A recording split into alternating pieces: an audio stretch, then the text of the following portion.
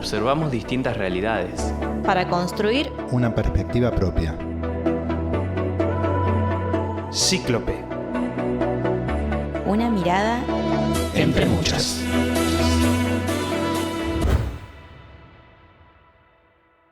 Fíjense la imagen del Paraná viejo, esto es algo histórico, se puede cruzar caminando.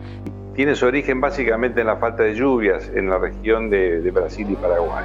Estamos con la continuidad de la bajante, la cual se va a profundizar. La bajante está en un momento, esto como dijiste, histórica. 77 años hace que no se daban condiciones como estas.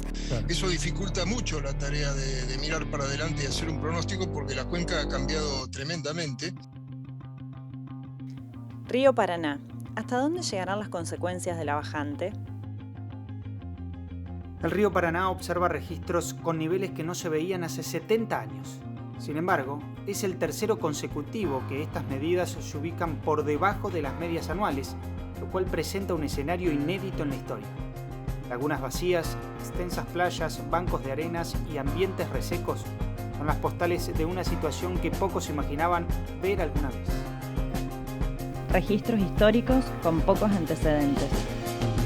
Esta es una bajante de magnitud comparable con la que se registró en 1944, que fue todavía un poquito más importante o profunda que esta, pero que ha tenido similares características. Para un análisis más técnico podemos hablar de una frecuencia de ocurrencia de este tipo de eventos que por lo menos son de 50 años, entre 50 y 100 años. Así que vamos a encontrar esto en esos periodos de tiempo.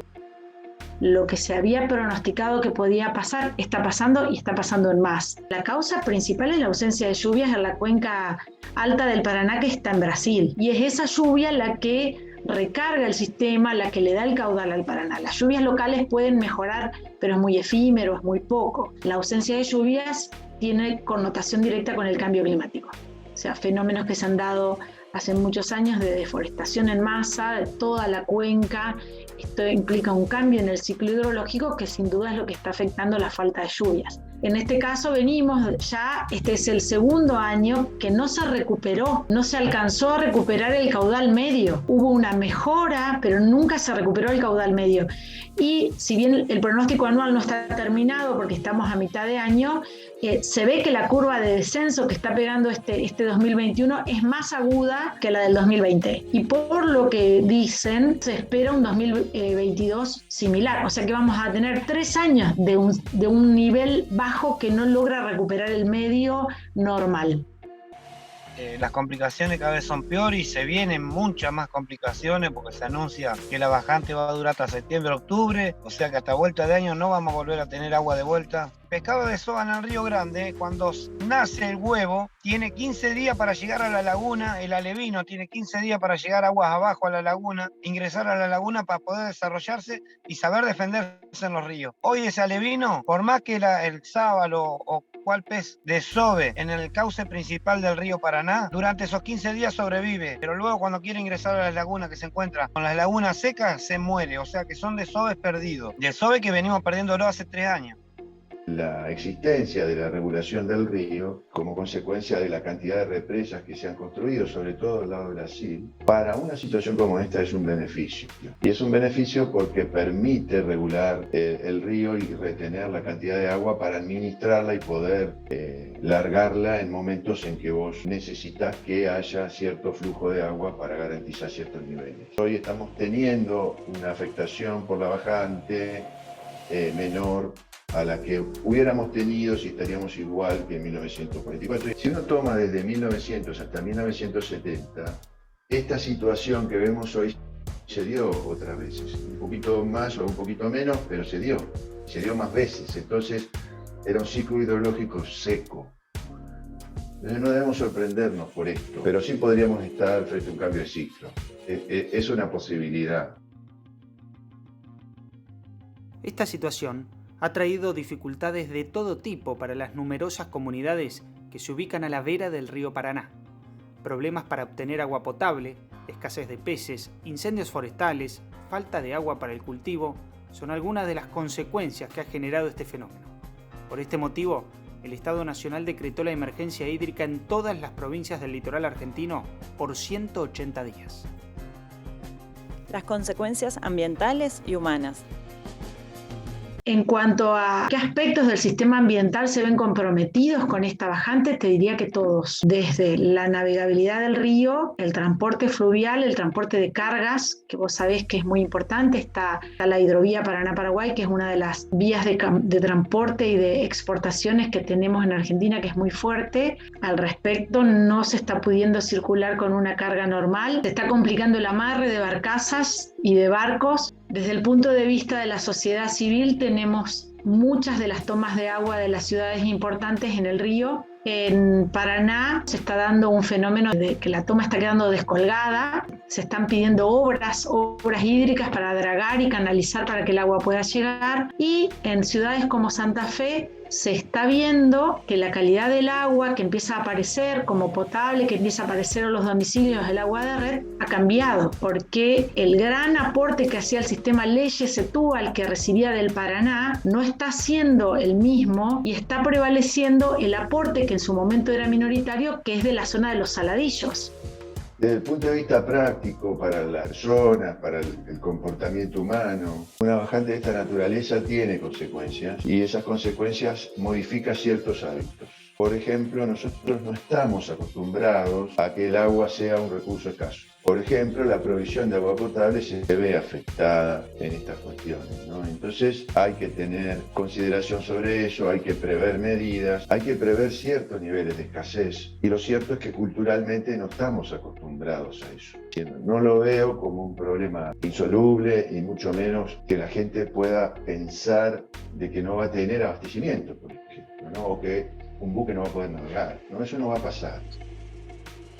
En cuanto a la producción, también hay un impacto muy fuerte. En esta época, provincias como Santa Fe y Entre Ríos que producen arroz y que el arroz se riega en determinada época del cultivo, necesita una lámina de agua permanente, por lo menos por 100 días. Los arroceros están saliendo a cambiar las tomas de agua, están modificando sectores de arroyos y de cursos de agua con terraplenes para poder trabajar y para poder llevar agua al cultivo. El agua subterránea, al tener menor cantidad de agua superficial y menor cantidad de lluvias, también está siendo comprometida. Hay que irse, si se quiere, más abajo para tomar agua. En todo este sector de llanura de inundación, donde hay arroyos, donde hay lagunas, bañados, al no tenerlos, al retirarse el agua porque el Paraná no alcanza a nutrirlos, estamos teniendo mucha biomasa o materia seca disponible, que es lo que está generando esto que ustedes también han escuchado y todos saben, los incendios forestales, digamos. Estos incendios no tienen, como tenían antes, la posibilidad de interrumpirse por un arroyo, por una laguna, no tienen el cortafuego natural que antes existía.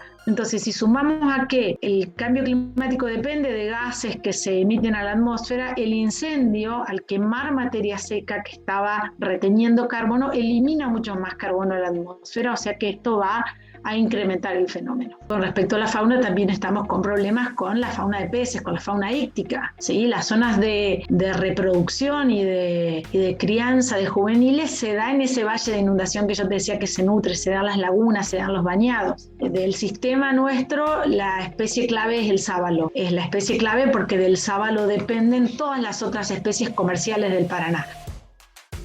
Condiciones normal, el río hace 4 años atrás un pescador salía a capturar, se iba a la mañana y capaz que venía a la tarde y venía con 200, 250 piezas de pescado. Bueno, vino disminuyendo eso hasta el año pasado, que los compañeros traían 100, 150, bueno, ahora ya van y traen 20, 30 piezas, ya es una vergüenza. Para los gastos también que produce todo eso, por ahí hay días que sale un trabajador de río y trae 100 piezas, pero la mayor parte de los días que tienen permitido trabajar, no están trayendo menos de 30, 40 piezas cada uno. Otro de los efectos importantes que tiene que ver sobre todo con la costa sobre el lado entrerriano, es el deslizamiento de barrancas. Bueno, se dio en Rosario no hace mucho un desprendimiento importante en la zona de costa de Rosario, y en Entre Ríos lo estamos viendo también. El Paraná en esta condición ha perdido mucha de su capacidad autodepuradora, de su capacidad de dilución. Y las ciudades grandes, las ciudades de Ribera del Paraná como Santa Fe, Paraná, Rosario, no tratamos los efluentes cloacales y los volcamos crudos al sistema. Y eso también hace que se ponga en jaque el sistema, porque el Paraná está perdiendo ese caudal que diluía y que garantizaba que se podían autodepurar. El río, como el Paraná, tiene una capacidad de dilución, de lo que se llama autodepuración, muy importante. Entonces, bueno, si antes lo podíamos autodepurar en 2 kilómetros, bueno, lo autodepuraremos en 3 o 4, pero lo vamos a autodepurar. No me preocupa pensar en que tenga garantías de seguridad con un abastecimiento de agua potable, no va a tener problemas con la generación de vuelcos de sus sistemas cloacales que no van a tener mayor o menor contaminación que las que ya tenían. Digamos, los circuitos sociales se van a poder seguir desarrollando con cierta normalidad. Habrá, digamos, por ahí sobrecostos en algunas cosas, algunas materias primas no van a tener esa misma capacidad de transporte, pero en términos generales tenemos que aprender a ver el río así. Esta bajante, inesperada por los propios científicos, genera muchas dudas acerca de cuál será el comportamiento del río y su entorno en los próximos años. De todos modos, se hace imperiosa la necesidad de repensar la acción humana y comenzar a trabajar en un mejor manejo de los recursos naturales de los que disponemos. ¿Los cambios en la cuenca del Paraná son irreversibles? A futuro, lugares como la Setúbal, que hoy se conocen como un gran espejo de agua, van a tener un delta. Bueno, eso se aceleró, o sea, sin duda va a haber nueva configuración de islas, mucho más rápido que lo que se esperaba. Y también van a aparecer cauces nuevos, se van a profundizar cauces que se esperaba se profundicen con mucha más antigüedad o a mucho más largo plazo, pero todo esto está provocando un cambio en la morfología fluvial. Una de las cosas que ciertos niveles de escasez te enseña es a ser racional. El agua hay que usarla racionalmente. Y cuando uno habla de agua también habla de energía, y cuando hablamos de energía también hablamos de ambiente. O sea que esto es un fenómeno que nos permite, la bajante del Paraná, nos permite ponernos frente a la vulnerabilidad que tiene el ambiente del cual hacemos uso, por el hecho de que nosotros nos tomamos de él y no necesariamente lo estamos cuidando, ¿no? Entonces yo creo que esto es una oportunidad para reflexionar positivamente. Nosotros venimos advirtiendo hace 3 años que estas bajantes van a continuar, que el tema de la pesca se tiene que parar en algún momento, tiene que haber una veda total, porque si seguimos capturando lo poco que nos está quedando en los cauces principales del río Paraná, ¿qué le vamos a dejar a nuestros hijos, a nuestros nietos? ¿Quién se va a hacer cargo de las 4.000, 5.000 familias que van a quedar sin trabajo por la actividad de la pesca, ¿no? Vamos a llegar a eso porque si seguimos permitiendo que se mate lo que haya en el río, vamos a terminar con un río vacío. Entonces, nosotros, ¿qué es lo que tenemos que pensar? En cuidar nuestros recursos, pero también así mismo como cuidar nuestros recursos tenemos que cuidar nuestra familia. Hoy el cambio climático existe, se está reconociendo y tiene un conjunto de manifestaciones. Nosotros teníamos bajantes como esta hace 100 años y no hablamos del cambio climático. Entonces yo no asociaría el cambio climático como un factor para explicar la bajante del río Paraná. El río Paraná tiene una bajante muy pronunciada de carácter centenario, llamémosle, porque no tiene lluvias en la cuenca de Brasil. Y ese es el punto. Y esas lluvias están por debajo de lo normal de hace 2 o 3 años. Si hay o no una vinculación con el fenómeno del cambio climático, con el fenómeno de calentamiento global, etc., yo no tengo elementos para decirlo. En este momento tenemos que actuar.